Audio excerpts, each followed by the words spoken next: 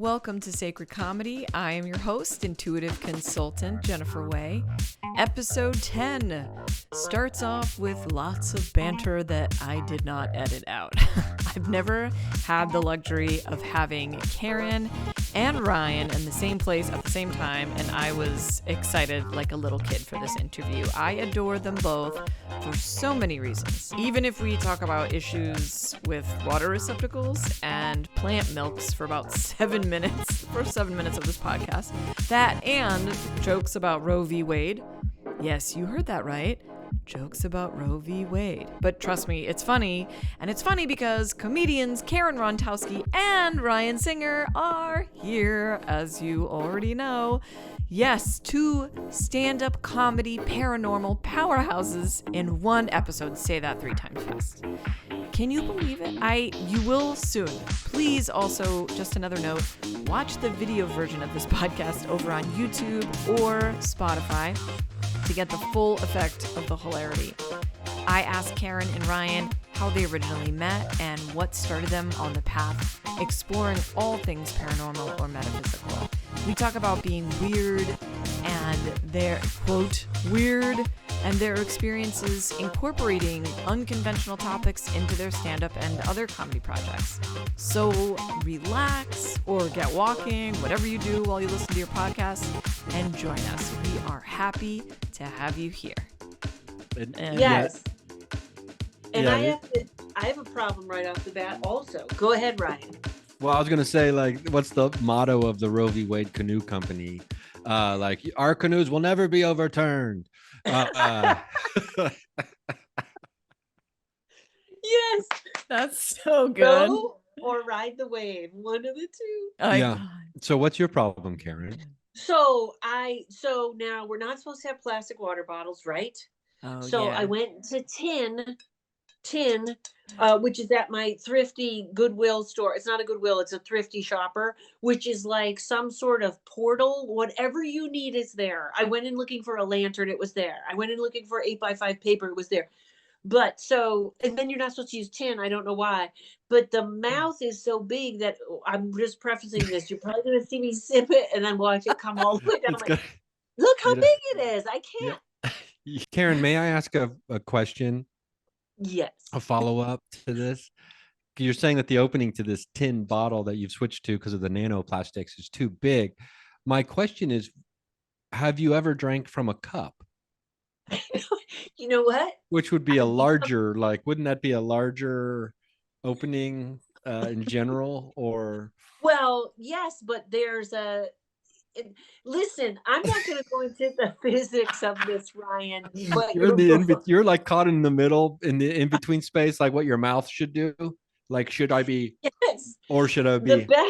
The best were those that squirted it into your mouth. Those were the best. Yeah. But I have a lot of problems aside from so I got rid of everything. Right. This is the state of my life. So I got rid of everything. Live in this weird furnished apartment. Crazy. So you got rid of everything? I got rid of everything when I moved out here and just what fit in my car. Oh, okay. So out here, I was trying not to keep things, but like certain things, like I ordered this almond concentrate to make my almond milk. So there's no gums in it or anything. So it comes in a jar and it's called Joy. So now I have 4,000 jars and I can't throw them away. So I drink out of them. And for some reason, the jar is better than this. So I understand where you were going, Ryan, and I'm not going to correct you again, but there's a problem. I have a question. Is it Almond Joy? Like, is that? No, but it could be because it's JOI and they make oat milk, stay away from oats and milk. It's not good. You went too far. Cashew, almond, you were good. Oat, go away. But it's you get the concentrate and then you put it in the blender with some water. But that seems workable, that jar. It's workable, but it's not like transportable. Because it's like if you're sitting, so like the bottle, you're driving, usually you're going, so you're traveling with it. And then when you're in the car, it always goes on your face because you're stopping, but this Okay. just stays stationary. So I'm gonna go get something. I'll show you. Ryan, how are you doing? I'm doing great. This is, I mean, I've always had my problems with drinking. I also will occasionally spill, but the main problem I have is internal. It's the plumbing. Oh, Like really?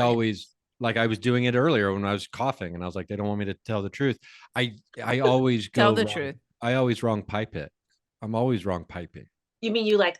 Oh, Yeah, it's like it'll go down my windpipe instead of my throat, which are different, right? Or is it like two I feel like it's tubes? like railroad tracks where they like switch. Like, what is Yeah. that? Is there a mechanism? I don't know. Yeah, I I thought don't you know. I don't know how that works. I don't know. I guess I should have at The water wants 47 to years old. I should have row. known this by now. The water Like, wants to wade. Sorry. yeah, we yeah. have a So I thing. don't know how to drink inside. Ooh. Okay, so my sister gave me this, and it's a candle, and it came with this. And I was like, what is this? And the lady that makes these said people like to drink out of them later.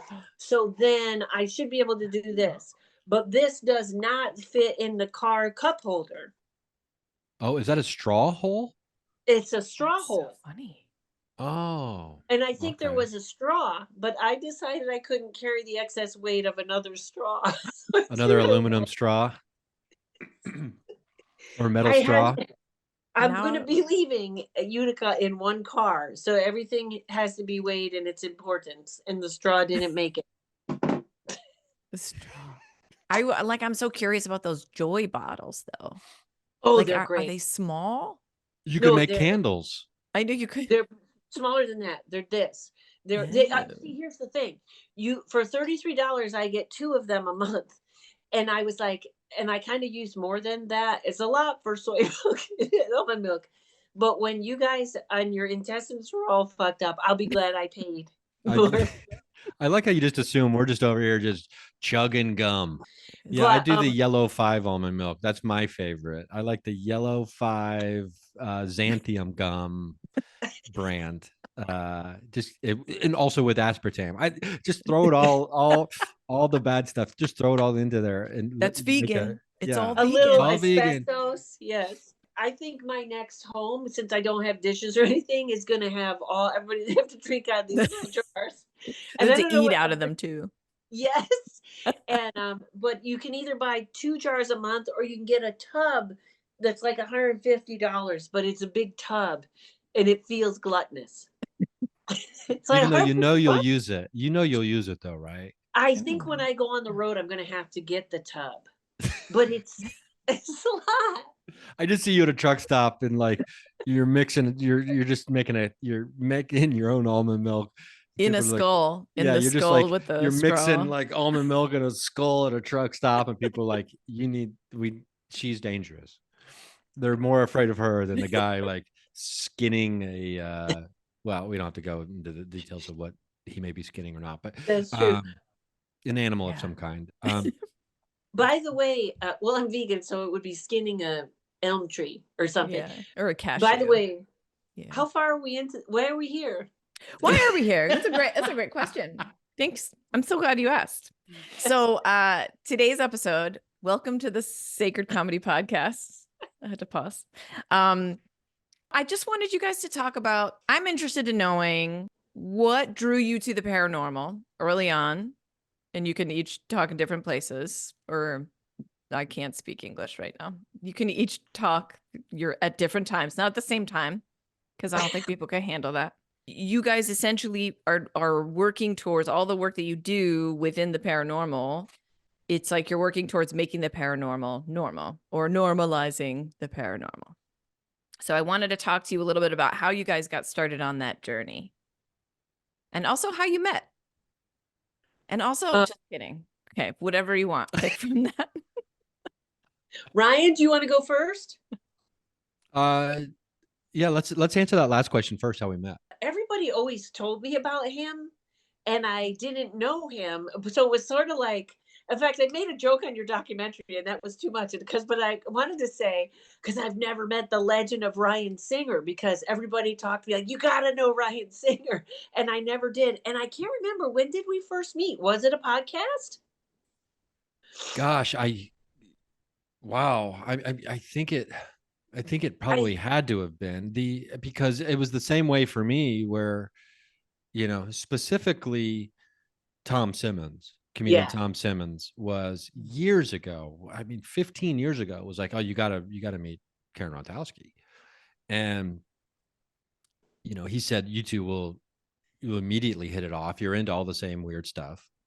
You guys have to, because Tom and I at the time were trying to develop a like a comedy paranormal TV show called Kooks, where the idea was it was like a daily show for the paranormal. And so Karen was one of the people we had listed down for one of the people we'd want as a correspondent. One of the kooks. Yeah, one of the kooks for the show. And so we went out and pitched it to a bunch of different places. And everybody's like, oh, these people don't want, this is what everybody told us. HBO, TNT, everybody told us. They're like, these people don't want comedy. And we're like, well, we are these people. And I think they do. Yeah. Now, so granted, this was, I mean, God, it was at least 12, 13 years ago. So, in the 2010s, when we were doing that, or 2009, I can't remember the year, and so Karen was definitely one of the people we had, but we still had met. And then I think we did, gosh, it must have been the very beginning. I'd have to look through like the old episodes, but I'm wondering if the first time we met was doing my podcast. I think it was. And then I had you on I remember you coming to my apartment, and then we had you on Karen and Kira. Yeah. Karen and Kira Reed. Yeah. Yes. And then after that, we just kind of always, and then we started doing investigations. Then we went to the Playhouse in San Diego. That place, whatever that place, or the theater, or San Luis Obispo, or wherever it was. Oh, was it in Pasadena? No. Oh, well, but we probably went to, yeah, I can't remember. That was the first time we investigated together. Were you guys ever on a show together, like doing stand-up? I think only the ones you and I booked together. Yeah, and then it's strange, but we never ended up being billed on the same show. And then Karen runs her Psychic Standup, and she would do it at a club in Burbank, and I think I did that once. At least on once, the road, probably. Not much, because we're both headliners, so that's kind of a. Mm-hmm. But never on the road. We never crossed paths on the road. Like Ships in the Night, Paranormal Ships in the Night. Although we do Alien School together, and we're doing it again this year together. Oh, that's right. The summer camp, right? Yeah. Mm-hmm. Yes. Oh, that's right. You guys did that. That sounds. Yeah, that was a ton awesome. of fun. That was a ton of fun. Actually, I just found the video from that. I think yesterday. Really? I was looking for video of something else, and I was like, "What's this?" And you forget. I'd never properly label or file things away. So I'm like, "Whoa, what is this?" And then I found, I was like, "Oh shit, that's right." But yeah, I think so. God, if I had to guess, I would say we met probably 9 years ago. I'm not good with time. The only, literally everyone goes, how long have we known each other? And I'm always like, 2 months. We've known each other 2 months. And people get insulted.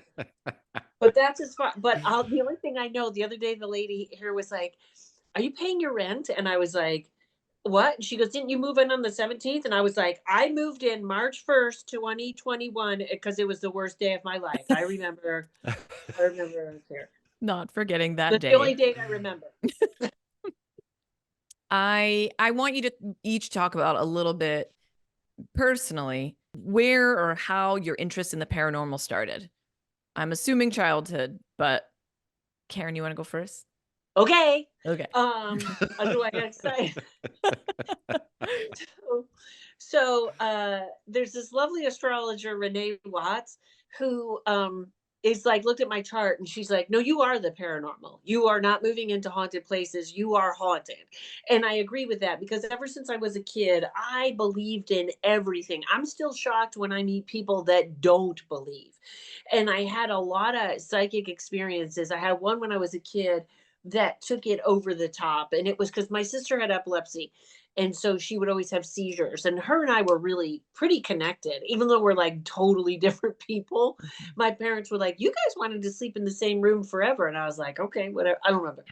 So we went to the beach, and she didn't want to go in because she thought she was going to have a seizure. And it was such a great day. We were getting ready to leave. She goes, okay, I'll just go in this last time. So she goes in the water. She's about 20 feet from me. And the first big wave goes by, and the next one is coming. And she looks at me and she screams, oh my God, I'm going to have a seizure. I'm going to hyperventilate. And so I run over to her, and she puts her arms around my neck and she sits on my waist, and I start running in towards the shore. And a voice in my head goes, no, no, no, you got to go out deep into the water. So I turned around and I started running out instead of in. And this huge wave came. And as I turned into the wave, the only thing that made it over the wave was the top of her head. And my father said, had we been in any closer, that we would have been caught in the curl, and we would have undertowed. Oh my And God. so then we got to shore, and my dad was standing right next to her when she was in the water. And I said, why didn't you grab her when she screamed? And he said, she never screamed. And then I said to my sister, tell him that you screamed. And she said, I never screamed, I froze. So then I was sold. then I was Wow. then I was 100% in, and I don't know that I ever haven't. I have Yeah. fairies around me. Yeah. How old How were old were you? you? Yeah. Sorry, Ryan. That was No, I pretty. mean, it's your Please. podcast. I was like, we both were like, we It's both had our the exact same podcast. question. It's That was our perfectly podcast. timed. It was kind of like sixth grade or fifth grade. Again, I had only known my sister for 2 months at that time. I was like, and you were waiting. You were Yeah, so waiting it in was the it water. was it was like Sorry, I'm just elementary. gonna keep bringing it back. And also, like, I don't know why, but I'm like, the connection, because like that's the age at the beginning of like puberty and stuff. And I always wonder if like abilities and stuff like come online. Although I know a lot of people kind of experience things before that, but wow. And then I think yeah, you're right though. It's oh yeah, that's the big coming on, and that's when other things kind of see you come online. And they're yeah, like, who's that? oh yeah. They're like, check out those boobs. Just kidding, Ryan. Hey, we're ghosts, but we like boobs too. The We're only human. the Or we're only human. okay, so puberty is the key. So there's still a chance for me to I still have once I hit puberty, I might tap in more. Well, for me, I was always see, I didn't have an experience like that. That's a remarkable experience. Mhm, And what I love about Karen's story so much is that it helps somebody.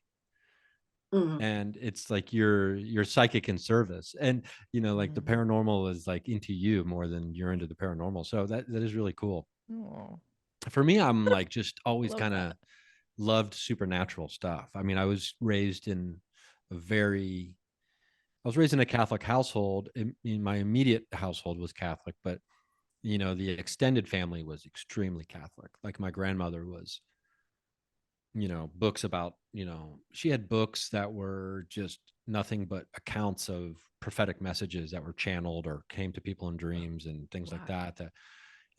I remember there was like a series of 5 or 6 books. I wish I could find those books. I can't remember what they're called, but so this was, back when I was probably 12 or very young, and just remember reading books about, don't have a satellite dish because that's how the Antichrist will brainwash people and like things like that, right?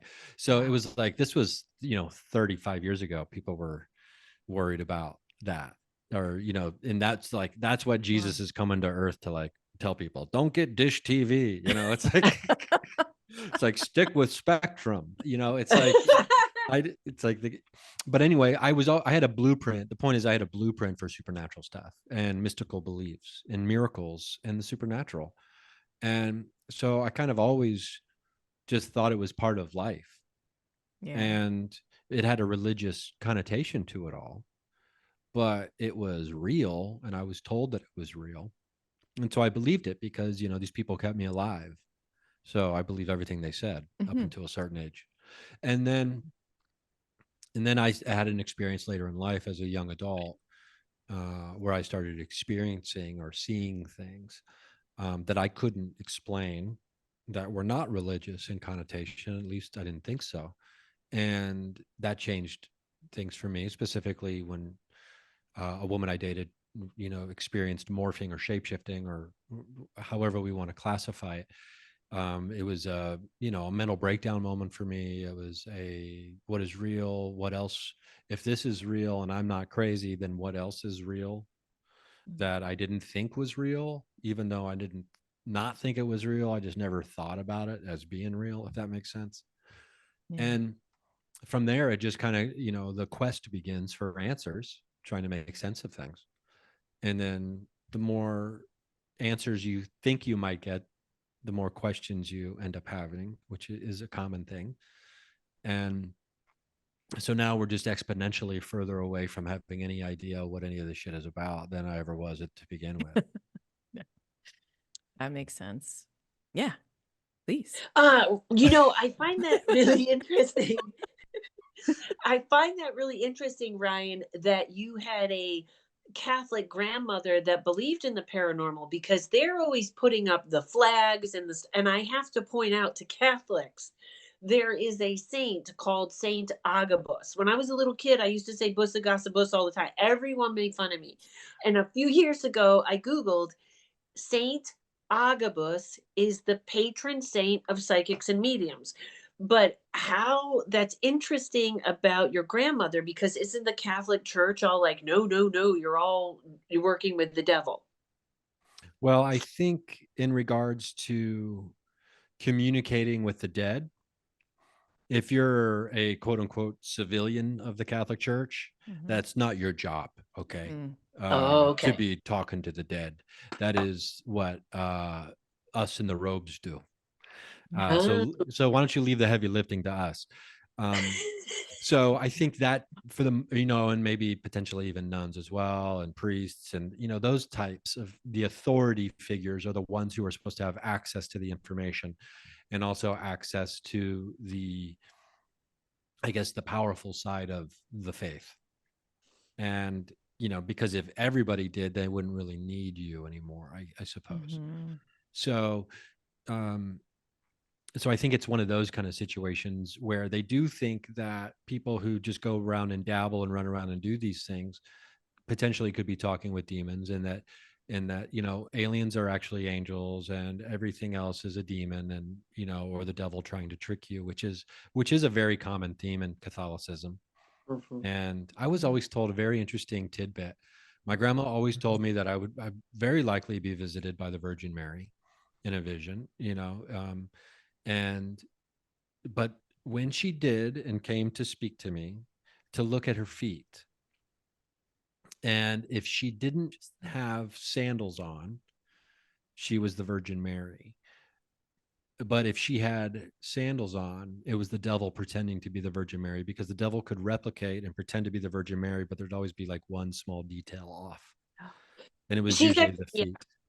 I feel like that's right. But you said sandals twice. Did he mean like if she had on Chuck Taylors or Or something? like Crocs. She said Crocs specifically.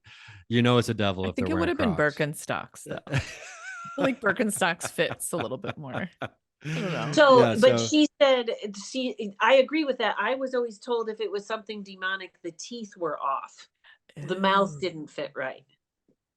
yeah, so I guess it just depends. It seems like there's always one detail, whatever it is, that would be off, right? For Yeah. you to be able to discern that you were being tricked. So, I Oh, mean, wow. there's gosh, I can't believe I'm blanking on his name, but um, he's a psychiatrist who has done all kinds of. He's been president at like hundreds and if not more exorcisms, and he's very scientifically minded, but also of the belief potentially that there might be something to at least some of the demonic aspect of the paranormal, where a lot of it or a good portion of it potentially could be demonic or dark forces pretending. And he doesn't take it as a joke.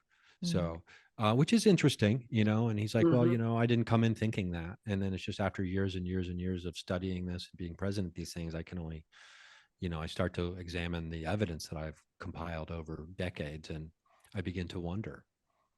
So does he mean that the rest of us, I'm sorry, Jennifer, I keep No, jumping. I just said that's so interesting. No, please. Um, so, well, I actually agree with that. In fact, and Ryan, you are braver than I to run into places and just Oh go in yeah. and do, and like I'm pretty brave, but you're really brave. And I do run into a lot of people, because Tommy is my partner and we help people that are having trouble with stuff. And there's a couple of tidbits that are always there, which is they didn't use protection. I always wonder about this Doreen Virtue. And also, it's a big deal now. Who's that tattoo artist, Kat Von Kat Dietz? Von D, yeah. Yeah. Somebody, my friend Shanna pointed her out, is they never say it. And another friend of mine on Instagram who had a big tarot Instagram was like, and now back to religion, it's all the devil. And I always wonder if you're not protecting yourself, or like, I really think something can come in and play with you. There's all these mediums I keep meeting now that say there's no such thing as demons, and I'm like, I, Wow. yeah, I Must don't get must be nice living in that it. world. Wait, Also, what? yeah, I don't know what the Kat Von D thing is. she just Um, went full on born again Christian. Yeah. Everything's the oh, devil now. I'm just with Jesus now. Yeah. oh, okay. Yeah. I just looked up the guy's name. I had to know it because I was talking about Dr. Roger Nelson is the guy's name. And Sounds familiar. I should look at I should also look at the name of his book that he wrote, because apparently I think potentially it's going to be made into a movie. Or actually, no, I'm sorry. It's not Dr. Roger Nelson. He's the Global Consciousness Project guy. Um, gosh, that's a brain fart. This was, oh gosh, Dr. Richard Gallagher. I had him on my Um, podcast, I think. No way. Oh yeah, my God. so he wrote the book. Oh gosh, what is it called? Demonic Foes. Yes, yes. I think we're on the same email list from Steve Allen's people. Yes, I believe so. Like as far as like the publicist goes, like Yes, he was Oh. great. And I said, "Hey, Richard," and he said, "I would prefer that you call me Dr. Gallagher." see, I called him Dr. Gallagher, and he goes, "Please call me Dick." Um, Oh. no, he didn't do that. He didn't do that. I'm just kidding. But I'm always I don't know anyone's intro when they Wow. come on. I'm like, "Hey, Bob," and I forgot. I was like, "Oh, I don't really know this guy." yeah, no, I think for me, when it comes to like you say me being brave or whatever, I don't necessarily view myself that way. And I do have a firm rule that if I smell sulfur, GTFO. I don't deal with any of that stuff. I've never had to do that, but I don't seek it out and I don't look for it. And for me, I'm much more scared of the creature features than I am of the spirits, because I do try to do a good job of setting intention and protection beforehand, and then also when leaving, because it's like you said, if you believe this stuff is real, then you have to act accordingly, right? So Mhm. Yep. can I tell a quick little story about Yeah. something that just happened? No. We're here. We're recording. Do it. So Yeah. I go back to this place in Florida about three and a Oh half weeks yeah. ago, 4 weeks ago, 3 weeks ago, for a week-long investigation. I've been back 3 different times since my initial trip there, where I had a terrifying experience that really traumatized me. And then I've gone back, but never to investigate.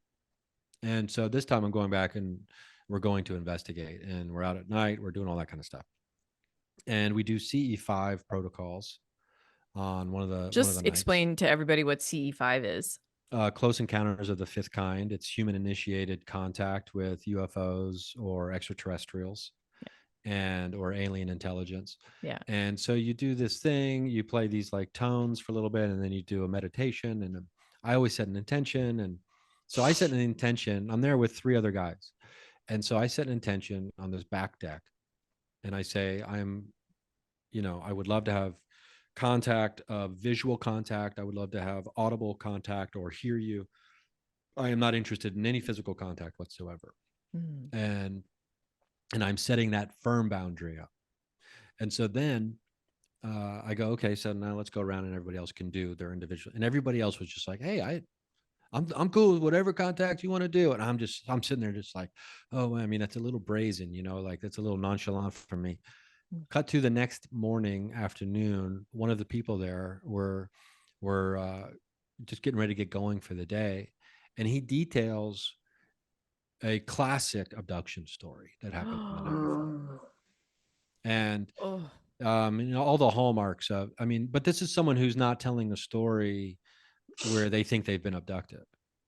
This is someone who's just telling a story. Wow. And to be clear, they weren't traumatized, and at least they didn't feel traumatized, and it wasn't like anything like that. So But when you say a classic, what is the classic? it had the hallmarks of seeing something, being awake, seeing something, not understanding what it is, being filled with fear, losing time, coming to later after lost time. And this particular person who's not, as far as I know, a super religious person, but they lost about an hour and a half, if not longer. And after seeing these blue orbs in the RV, and then they woke up saying, Jesus Christ, Jesus Christ, Jesus Christ, over and over and over again. So with lost time. So Okay, so wait though. When he's saying Jesus Christ as in help me, help me, help me. I don't know. He said, I woke up and I was just saying that when I woke up. So when he came to. So um so yeah, so for me, and there has been some experiences that he's had since then, but that's more his story to tell than for me to tell here. But Mm. I think it's an example of when we go into places and we do things and we do techniques or protocols or investigation styles or whatever. It's always up to the individual to choose what they think they can handle. Mm-hmm. And some people are looking for that. And I'm not looking to get necessarily, and I've had this conversation with this particular person before. We were in Mount Shasta together and all this kind of crazy stuff was happening. And then we said something like, we'd love to see you. We'd love to see you right now, drop the ship down, open the door. Um, and then, let us, invite us to see you and, have an interaction with you. And then a voice came through a spirit box and said something along the lines of, are you ready? But it was kind of ominous, right? And so we heard that and we're both just like, oh, maybe hold on a minute, maybe just a minute. Okay, well, let's take a minute and think about this, right? And so, but the way the message was delivered was in a way that was, okay, well, maybe we should reconsider. I feel like that is trying to set those boundaries, and this sounds strange, but you have to set them early.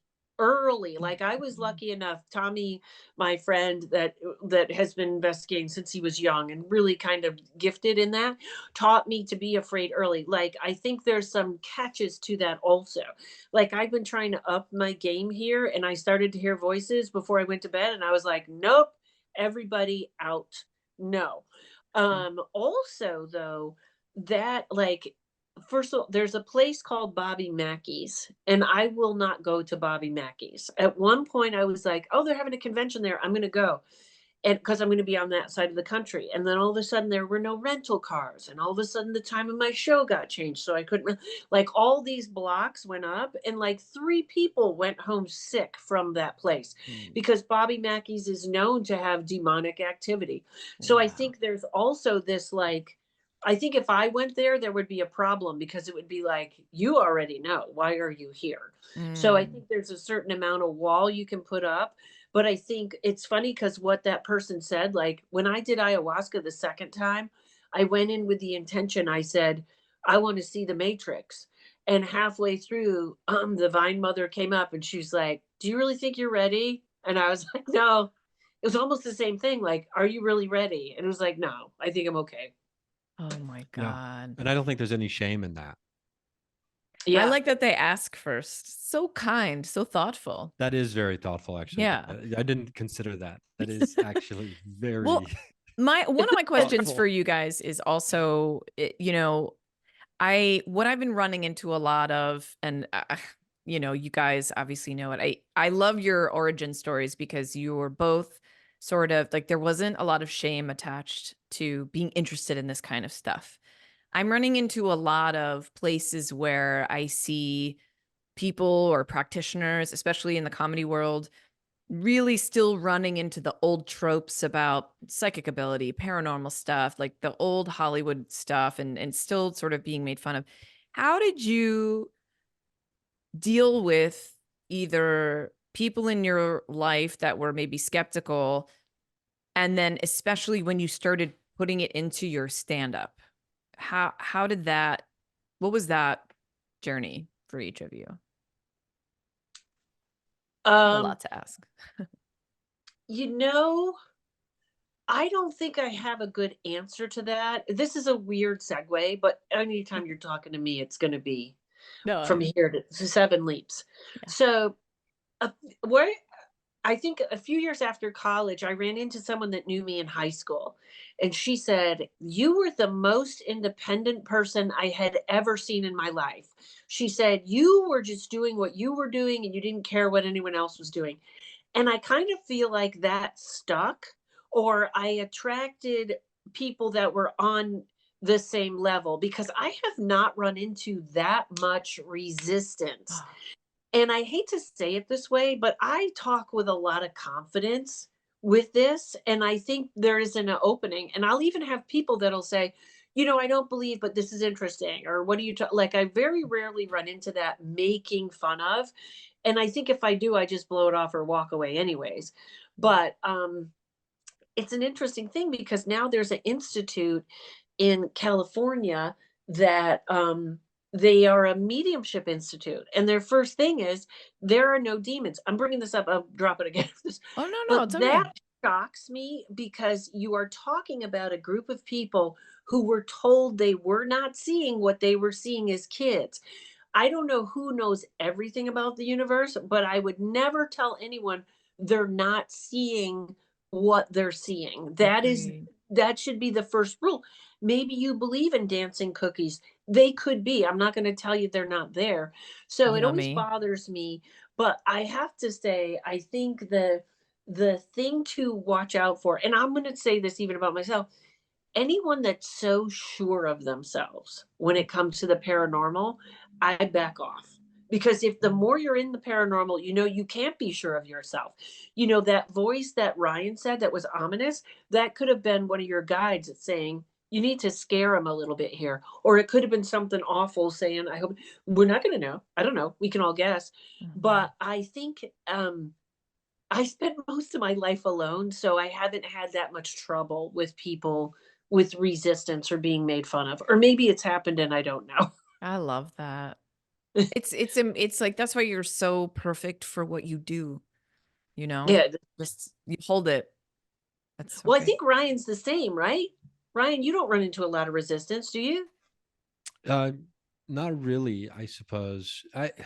My rule is, and it's not my rule, but um, I guess I'm kind of just thinking of this right now, but like, find me somebody who really doesn't believe that any of this stuff is possible at all, and they think that everybody's a maniac who does, and just let me have 10 minutes with them. Like, and they'll see that I'm not, you know, escaped from the mental ward, or Mhm. on the loose, burning a trash can, talking about the end of times and all this other kind of stuff, Yeah. like, or screaming about stuff. But then on the other hand, show me people, and I have friends who are like this, who are um they don't engage this part of their understanding, right? So Mhm. this is not an area of interest to them in any real way. And I know how to pick my battles. I don't even Mhm. bring it up to them. Yeah. And because I don't want to have this, oh, are you kidding me? Do you still do it? Oh, do you really think, like, anytime somebody starts a sentence with, do you really think, I'm like, okay, we've hit a wall here that I'm going to walk around. So But with the comedy thing, I don't know. I don't think it's a surprise that it's not a surprise to me, or a coincidence, I should say. It's not a coincidence to me that I work in a lot less comedy clubs than I used to. Mm. Mm. I used to work a lot, all of my work used to be in comedy clubs. And then now I would say maybe 20% of my comedy schedule is actual comedy clubs. And part of that is the changing landscape of the industry itself. Another part of it is me just not doing what I know I have to do to go back to certain places. I mean, Mm. I've been told that you don't have enough dick jokes, you're too weird, that kind of Mhm. stuff. I You have been told don't that have enough dick jokes. for our crowds. There's certain Okay. people Yeah. who are like, our crowds, they want dick jokes in comedy. So Yeah. so I actually started making jokes about it in my act, where I'm like, hey, listen, I know, basic line was like, hey, I can't Google you. You Ugh. can Google me, but I can't Google every single one of you to see what you want. And that's not how I do comedy anyway, doing what Yeah. you want. But and I'll be like, I can do more relatable material. And I'll be like, I can stand up here all night and talk about the differences between space and time. And so I basically just do a men and women joke, but space time instead. But That's um, awesome. and sometimes that'll work for people and get them on board. And other times it's just like, I don't even understand that. Uh, Yeah. so, but I definitely have, weirder friends than I used to, which is, I think, Which is which is by design. Hmm. And yeah. and it's just a natural thing. I mean, and I don't know. I mean, the industry for sure. I mean, the pushback you get. I mean, like we were talking about Karen and I's origin story with my buddy Tom Simmons. We got nothing but pushback when we were trying to sell paranormal comedy shows. And then cut to about 5 years ago, people, next thing you know, producers are reaching out to comedians who are into this stuff, because like, oh, you know what, we're really thinking that, there should be some comedy in the paranormal space. And it's like, oh wow, did Where'd you you get just that have idea? you just had that idea, didn't you? That's brilliant. Yeah. But You know, yeah, it's funny. It's such a thing too. Also, I'm a little I don't want to I don't want to surprise anyone, but I can be a little kooky. And so You're in good company. when I say uh I read tarot cards, they're like, "Of course she does." Right? Like it's not a I'm not coming out in a suit and high heels and going, "You know what?" So Yeah. I'm a little of who I am.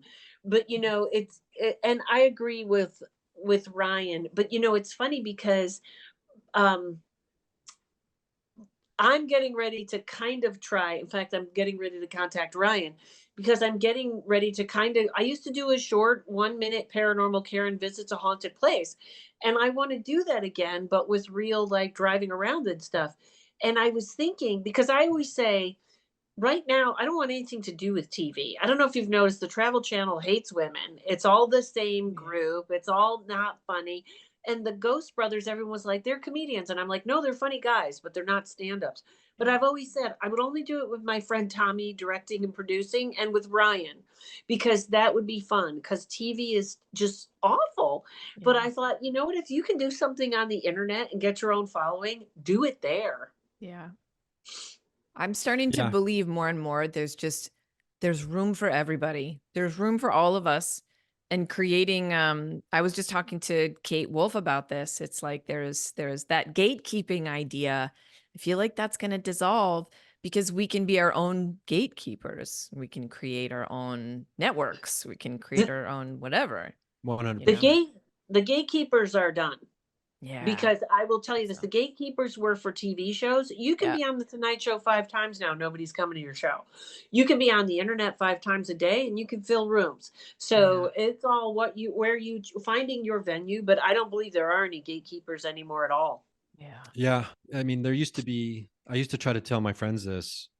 We talk about comedy, there were literally, I think there were four guys who picked, who got to be, well, and there were four guys and two ladies who got to pick anybody, all the comedians who got to be on television. And it was Mhm. the two gals at Comedy Central. One of them now runs Netflix, but the and then it was like these four guys that kind of cycled through the different late night shows. They just kind of like took each other's jobs, and it's like, okay, so you got six people who are supposed to tell you if you're funny, Yep. right? gets it. And that's just not, that's a sickness if you really believe in it. Right. As far as self-worth goes and things like that. And I don't know. And it turns out the more I think about it, I was always a weird kid, I guess, but I was never, I was never the weird kid who was like, I'm a weirdo. Right. Like I people hate would, it when people say that. people I would hate call it. me weird and I'd be like, what are you talking about? And they're like, you're weird. And I'm like, I'm weird. What are you? You're making me feel weird because you're calling me weird. I'm just being normal. And then they're like, you're just weird, man. And I'm just like, I guess, well, I guess I'm weird to you. And then I get older and then there's people who are just like, you're weird, huh? And I'm just like, wait. And I realize what it means. You're weird when you don't go along with everything that has been determined as the way you're supposed to be or live your life, like in a normal society. As far as like expectations, societal expectations about success specifically. Yeah. And once you realize that you get to make up your own rules about how you measure your own personal success and happiness, everyone thinks you're weird because you're not playing the game, and they try to sleep shame you because you don't wake up till 11:30, and I just won't allow that to happen to me anymore. But And also, comedy, if you're going to be a weirdo or an individual, comedy is the best place to be, because even though comedy has its own cliques, you're supposed to be outside the box for comedy. Like, my comedy friends would never ask me, it's almost like where it's a problem dating right now, because I'm supposed to have a house or a kid, and I'm supposed to have a job and be getting ready to retire. And I'm thinking of living on the road. Like, listen, I'm Yeah. 58 and I'm like, maybe I'm going to live in my car, And they're like, oh, you don't have money. No. Wouldn't it be great to live in your car? So it's a not fitting in anyways. And I've always said, Mm. I remember when I was in LA and they always had these click shows, because also, Ryan, you're right about these 6 people deciding about comedy. So they were in charge. And then they had producers above them that said, nobody this age, we got to go younger, we got to go older, they can't have props. So it was like this weird, like, instead of just, is that funny? But I had a friend when there were all these cliques in LA, and everybody wanted to get in the clique. And my friend would say, I thought comedy was about anarchy. I thought the saying was Groucho Marx, I don't want to belong to a club that would have me as a member. Yeah. And I think somewhere that is respected, or you find your comedy people that understand that. Yeah. yeah, and for me, it took me a minute, but it was a healthy thing for me to realize there's a big difference between comedy and the industry. And Mhm. and but it's hard to accept that not everybody who does stand-up comedy isn't doing it because they realize that there's just nothing better. Mm. And then once you Yeah. realize that, like, oh, not everybody's doing stand-up comedy because they think that nothing's better than stand-up comedy, it's because they understand the individual showcase that it affords for fame, or a lot of people just want to be famous. Yeah. And Yeah. and that's fine. And I used to look down on those people, and judge them like with an artistic lens, like, oh God, you're just shitting all over the art and it's such a travesty. And then I'm just like, why don't you just take it easy, right? Who cares? They're not living my life for me. Like, I don't want to live a life where I do nothing but daytime television shows. That to me uh, Fun. doesn't seem Yeah. fun, right? And because when I was younger, I used to think that, oh, here's my trajectory. At this age, I'll be doing this. I'll get on Saturday Night Live, and then I'll do movies after, keep doing stand up, and then I'll take over the Tonight Show. And then I realized, like, oh, do I want to sit there and pretend like I love every book or movie for Oh, every guest that ever yeah. comes on this thing and act like it's the best thing I Yeah. ever? Do I just want to be like really that good at being fake? And I'm just like, oh my God, it sounds like the worst job you could ever have. Yeah. Uh, Yes, it's funny because I have a friend that's just starting out, and like, I work a lot of retirement communities in Florida, and I really like them. And she was like, well, what are you getting paid for those? And I was like, well, and then I told her, and she was like, oh, that's what I'm going to do. And I'm like, That's 30 years it took me to Yeah. get there. So, and she's like, if you're just starting out in comedy, you shouldn't be asking about money at all. Yeah. But I remember once I was working in Atlantic City, and the club owner, we were talking about something or something that happened on stage. And he was like, listen to me, in 10 years, do you want to be working comedy clubs? And I said, yes. And he said, why? And I said, where is Jerry Seinfeld right now? Where is Ray Romano? Right? Everybody comes back, and it doesn't have to be the clubs. Everybody's coming back to the stand up. That's what we do. That's what we love. Whether it's in a club or in a bar, we're always going to do that. It's not, right now, I think being famous would be horrifying. I, you know, I think that the way people are getting torn down, no. Just I want to tell my jokes and do my thing. That's all I want to do. And Mhm. it does get out of that. My friend Lori Kilmartin says the best thing whenever someone says, I want to try stand up. She says, all right, get on stage every night for 10 years and then see what you think. What I'd love for you both to talk a little bit about, speaking of, kind of going into that, like creating our own spaces type of thing. And I'm totally plugging them because I love what they're doing, but talk about Alien Summer Camp and like what you guys are doing this summer, if you Go ahead, want. Ryan. You want to go first, Oh, Ryan? okay. Well, I don't remember the dates or anything like that, but Okay. Well, I'll put them in the show notes and stuff. I yeah, got him. Go ahead. You talk. I'll look. Oh yeah. yeah.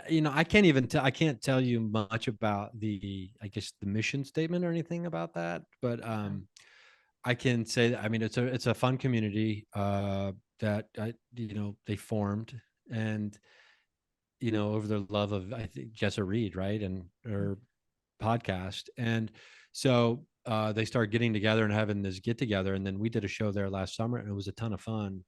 Yeah. And then we did some psychic stand up at the end, uh, which Nice. Karen does, and it's amazing. I mean, here's the thing too about that. I honestly do believe in 10 years from now, whatever is considered like to be like just off the wall and weird and stuff like that. I mean, it's just going to be just normal stand up.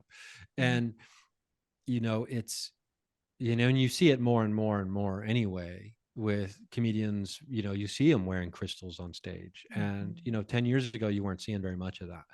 But and or there's even other comedians trying to do what Karen does, Mhm. the psychic stand-up part, the tarot reading stand-up stuff, and that's like indicative of where we're headed. And so when it comes to creating these spaces, I think it is important, and I think it's great, and I think there is room for everybody, and I've always kind of felt that way, that there's always going to be room for everybody if what you're trying to do is genuine, and if you're really putting your heart and soul into it for the right reasons. I think you detach from the outcome of it, and you don't really Mhm. care as much. I mean, we all want to be able to pay our rent, and Mhm. especially when we're living in places that are expensive to live. But Yeah. it's And yeah, and comedy's job is to make it comfortable for other people. So if there's people that secretly want to read tarot, my job is to put it on stage and be like, yeah, that's what I do. I don't care. That's always been comedy's job, is to take the shame out of stuff for people. So I think that is what we do. Um I think I that's perfectly said. Yeah. Yeah, It's really an yeah, act of service, and it's service to healing people, you know. yeah. It's a weird story how I came to that conclusion. Did I tell it? I Yeah. remember watching. There's a brilliant comic named Ian Bagg, and I was working with him once, and he was just, I'm watching, he's admirable, and then his next joke is, um, "Hey, who here has shit their pants?" And I was like, he went from brilliant to kind of this poop joke, like what's going on?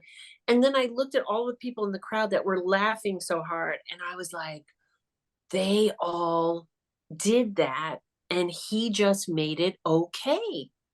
He just Mm. made something they shouldn't be ashamed of okay.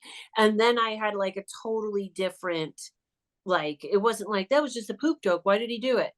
It was like, oh, okay. That, I mean, I don't know what he was thinking. He might not have been Yeah. thinking it was thinking it's funny, but I was like, oh, that did its job. Wow. He released something. Yeah, he Yeah. made people feel okay about it. Yeah. About And them releasing their things. I wonder Yes. if Karen's had the same experience, but um, I know when I first started really, because you write jokes about your life. So when I started my podcast, whenever it was, um, 10 years ago, 11 years ago, or whatever, but in all this stuff and all the research and all the things. And so it started making its way into my act a lot more. Hmm. And then to the point where people would come up to me after shows and they would go, "Oh, I can't believe you talked about dating a woman who could shapeshift on stage. That's you're not scared to talk about that." And I was like, "Well, we're in a comedy club, first of all." And so I think if there's a place to like feel like, let your flag fly, this is it. But and then, people would every once in a while they would start coming up and say, "Oh, thanks for talking about Bigfoot or whatever else," because it's like, wow, it's just like, oh, it's like Karen said, it's okay. Because I've had experiences, and I always thought, am I weird? And I'm like, no, just nobody, everybody has. No one's just people just aren't talking about it. Yeah. You're just being real. Yeah, so it is a space to feel better about yourself, and I love that idea of our job is comedy's job is to make other people feel comfortable. And I used to tell people on stage, I'd be like, listen, um, comedians, we're out here living the lives that you can't. And in but our job is to come back and report to you uh, what's happening. And when I say you can't, it doesn't mean you're not capable or it's not possible for you, because it is, but it's just you've got better shit to be doing, like keeping small children alive, or other things that some of us don't have. Like we're living the life that you don't have to, as a favor to you, almost in some to some respect. But as long as we come back and report the findings in a funny way, I think it is, part of the job, maybe. Yeah, in That's my act, awesome. I try to disarm people by saying, my job is to make, I'm not going to tell you who to vote for or anything. My job is to make bigger mistakes than you do so you can laugh at mine and feel better about yours. Yeah. Which it is. It really is. And you know what else? It's people don't have like I can't imagine going back to the same office with the same people, and like people don't have someone to talk to, so they will come up after a show and say, I saw this when I was a kid or something like that. And the best part of that, like they feel like I can tell her. I probably can't tell everybody at work, or my friends will think I'm crazy if I bring it up, but I could tell her. And the funny thing about that is who it is. It could be the CEO of the company. It could be the janitor. It is never, do not think you know who believes in this, who don't, and who doesn't, because It's very it true. will continually surprise me. Yeah. I'm renting this place from a born again Christian, like holds like crazy over the top, and she couldn't have loved me more or grabbed me like it. She has no problem with me doing tarot, and I almost think she doesn't realize how psychic she is, but it's like you never know. Yeah. You never know. The paranormal brings us together. Yeah. I love the work that you guys do. You guys are such a huge inspiration for what sacred comedy is and what I hope it would be, which I have no idea what it wants to be right now. But right now it's this. And I'm so grateful to both of you for kind of like cheering it on and you know just being here. So thank you. Thank you Oh, of both. course. And A I pleasure to also, be here. yeah, I mean, I love you. I love you both hardcore. And I would love for you both to tell us kind of like your coming dates. This show we air March 6th. So if you want to tell us what your plans are, do you have any? Go ahead, Brian. I really don't have anything. Um, Awesome. I think I have a date in June. Um, Nice. I have been editing a paranormal documentary called Friends in the Sky, Oh, um, nice. about a cattle mutilation investigation in Colorado. So I've been kind of just knee deep in that. I am planning on and launching a weekly live stream talking about building your own audience called Paranormal Carnival, which is going to be the show that I've wanted to do for, a decade. And I'm just like, I just need to make it myself. So I'll be doing, that'll be coming sometime soon. Paranormal Carnival. I've got all the gear for it and everything now. So I'm excited about that, where it's going to be 70% comedy, 30% paranormal, as opposed to my podcast, which is kind of the opposite of that. Yeah. Awesome. And Karen, what are your dates?